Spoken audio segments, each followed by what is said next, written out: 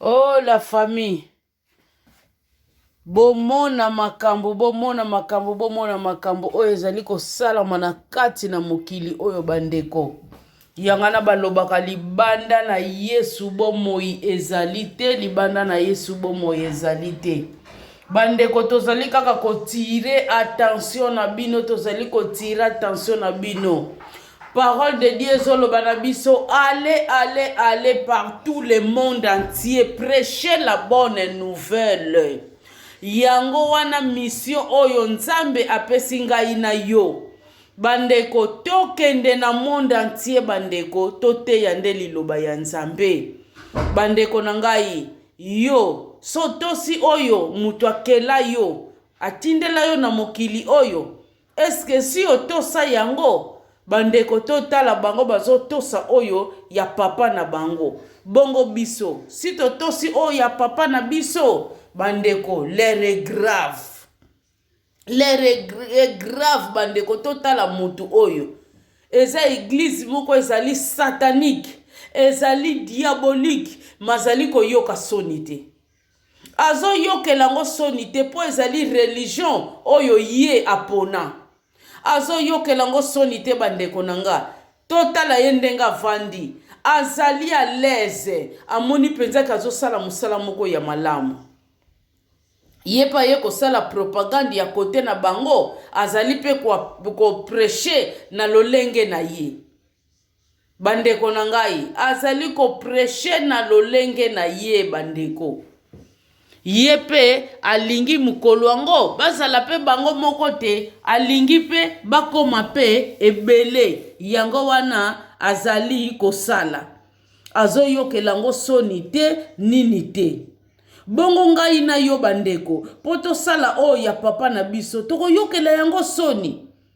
To yokela yango soni te bandeko na ngai. To peuple ka ya nzambe, to de peuple ka ya munguna. Bandeko na ngai to telema. To telema bandeko, to telema botala tatoyo. Mutu azwi courage, azwi pe foni na ye a filme ye. Aza na ye pa l'aise. Bongo biso poto sala ya papa na biso loko nini ezo zanga bandeko. To telema to te ya liloba ya nzambe. Vraiment ezo sala nzambe pasi pe mawa. Batu oyo ya keli na elili na ye. Bazali ko bosa na ye ko sala propagande ya Satan. Bandeko, totala na Brésil. Ba oyo basala ki propagande ya Satan. Tomoni biso nyonso pai oyo esukeli bango balakisi mutu azali ko lakisa ye Jésus. Bazali ko sala sabotage, bazali ko nyokola ye, bazali ko sala oyo nyonso tu bango bamoni basala. Mais côté ya diable l'air balakisi bamoni ke wana penza mutu ezalaki bien pona bango. Bazo kumisa ye, bazo sanjola ye, bazo sala nyonso. Bandeko nanga na nyonso wana o bango basala kisuka nango tomoni yango tomoni eloko eleki kuna na Brésil ndenge babetami po tomona ke on se moque pas de Dieu. Bandeko nzambe azalaka moninga na biso te, basakanaka na ye te. Oyo nyonso mutu azolona ako récolter yango.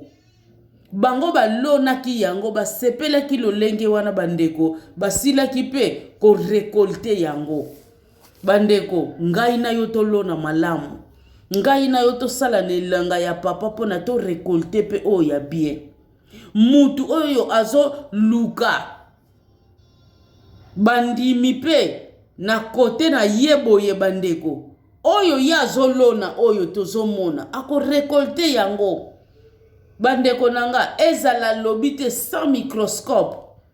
Na kotala kaka boy ozomona nyonso tu oya komi. Kita yo bandeko nangai. Soko lingi omi bimisa place wana. Olingi omi bimisa boyete oyoki soni na batu. A partir ya numéro oyo yoko zwa kaka lero kobenga. Okokota no avec facilité. Bandeko to banga nzambe. Jésus Christ revient bientôt. Allez mes bien-aimés, allez partout. partout, mes bien-aimés, partout dans le monde entier.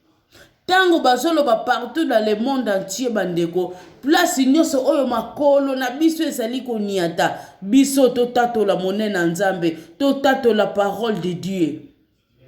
Partout bandeko, partout to kutameli bandeko bana na nzambe, to tato la parole de Dieu. Kokanisa te ozala nango kaka ebele soki ndenge nini te. Verset moko wana kaka oyo yebi pesa yango. Okomona ekoya ebele. Parole de Dieu lobi to insister. Donc na occasion nyonso favorable ou non esengeli na biso to prêcher parole de Dieu. Mais bien aimé dans le Seigneur, yo so prêcher parole de Dieu. Mais bien aimé dans le Seigneur, on prêchait déjà parole de Dieu. Parce que parole ezoloba elanga na ngai ezali monene kasi basali bazali moke. So prêcha parole bandeko to ya epai na nzambe. Tata oyo akozala na ba conséquences moko grave na biloko oyo azosala. Yo kasi olingi yo pozala na ba conséquences grave un jour. Bandeko na ngai boya epai ya nzambe. Nzambe azali bolingo, nzambe azali kimia. Apesaka na mutu selo quantité na ye azali ko seme yango wana oko récolter bandeko.